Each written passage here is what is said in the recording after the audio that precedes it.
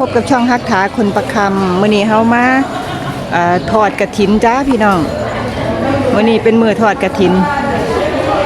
เราก็จะมาทอดกฐินกันนะคะบรรยากาศภายในวัด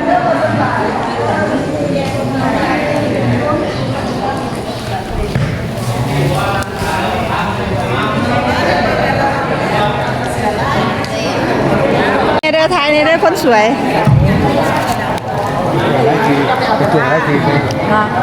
แจ้งแล้วเอาใส่ละลุงใบอยู่ใส่แจ้งเพิ่นแล้วนี่แต่เราเอาผ่า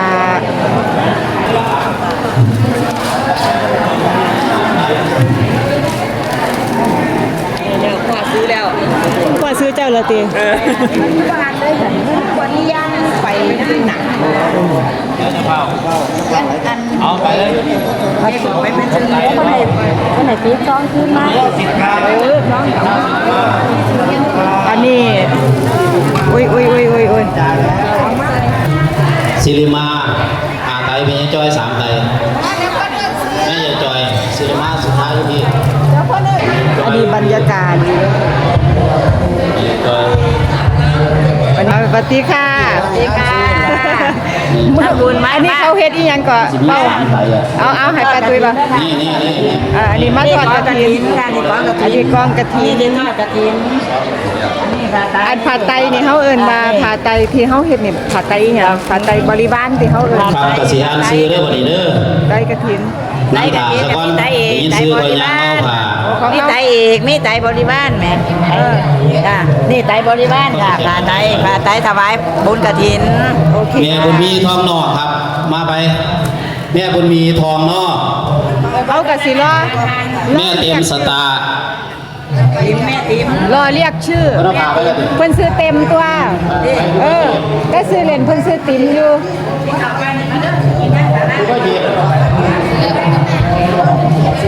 แม่รวยอินทศามาไปยาโซเล่ฮะเอาแล้วโอ้ยเดี๋ยวเขาอยู่หนีกันถ่ายก่อนเดี๋ยวเพื่อนรักแล้วบอกว่าทุกคนเรียนถึงได้แน่ฮะทุกคนเรียนถึงจ้าเปิดดูไหน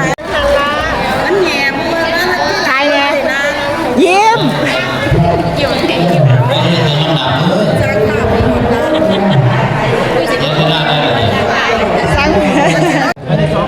บัวไข่กันจะถามด้วย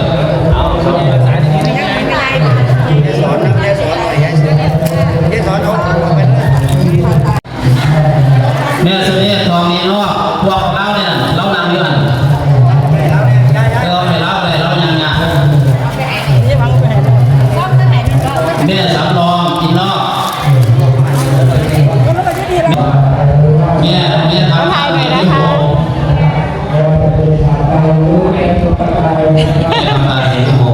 แม่ปณิดาวัฒนธรรมครีเอเตอร์ประเทศพลังงานทุกอย่างข้อเสียดีแสนสีเรือง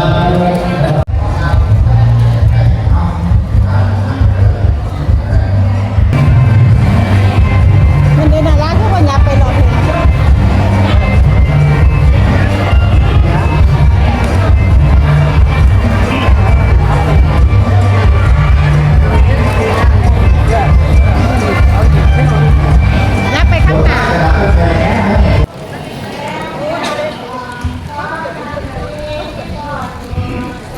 ใกล้จะดับสิ้นสุดลงแล้วนะหากสู้เจ้าโมเขาเป่าปัญญาอีกไม่ช้าเทียนคงดับทับคำทีแสงเทียนโคช่วงสองทันทีที่พ่อดูดไม่ได้ดับสิ้นสุดลงง่ายดอกนะ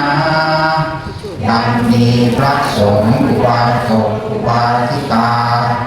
พวกเรามาร่วมกันจุดเทียนชัย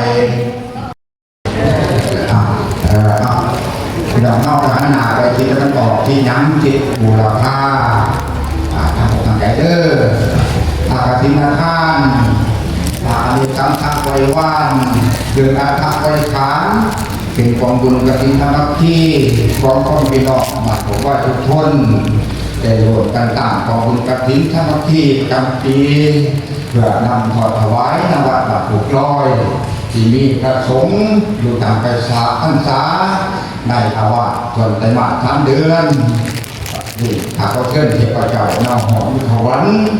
เต่าสัตตะลักพัฒมหาลักษ์หรือเรื่องเดชองค์ทิศทุกเกตทิศบุรพาเมื่อเราคนท่านผู้กาเป็นบริวาร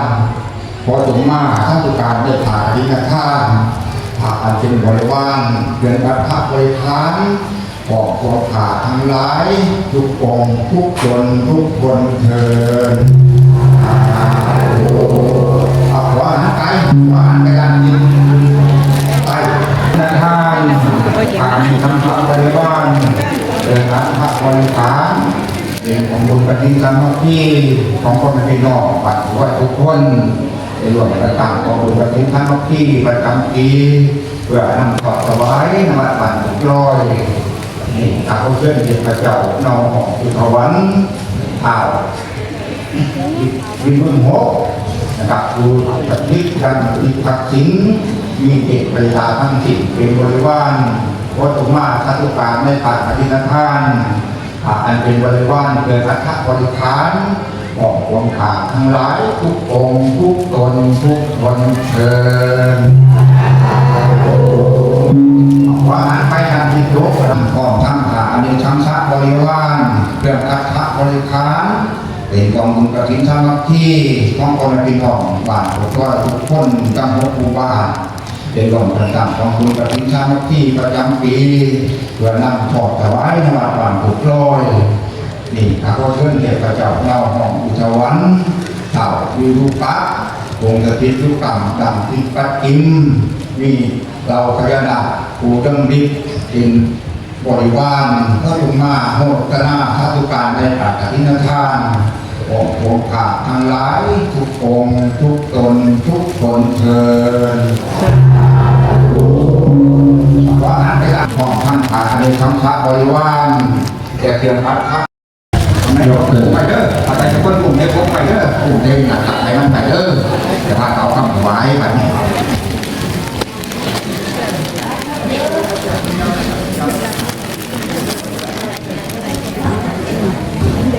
เอาคนพี่น้องตั้งใจของกันถวายผ่าคดินทานผ่ามีทั้งพระบริวารและพระบริขารแต่ทุกปัจจัยในงานบุญกฐินปฏิเนบุญกฐินประจำปีของกันทุกคนนะโมตัสสะภะคะวะโตอะระหะโตสัมมาสัมพุทธัสสะนะโมตัสสะภะคะวะโตอะระหะโตสัมมาสัมพุทธัสสะนะโมตัสสะภะคะวะโตอะระหะโตสัมมาสัมพุทธัสสะอิมังอันเตสัพพลิวลังกัตถินะอิวรัสสุสังสังคัสสะโอโมชยามะอาชุโมพันเชสังโฆอิมังสัพพลิวลังกัตถินะสุสังปฏิคันหาโตปฏิฆะหิตวาจาอิมินาเสนากัตถินังอัฏฐรตุอัมหากังทีฆารตังเข้ามาวันที่ได้8พบไปเข้ามาที่ได้8แล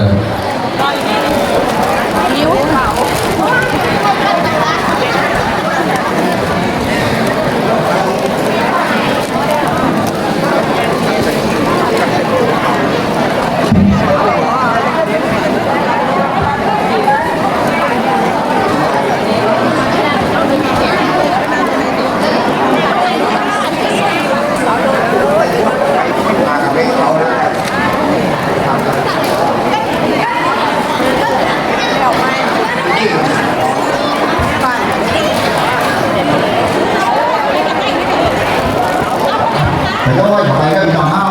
แล้วจะให้ก็ได้รับของเรือโผล่ถึงกันเด้อต้น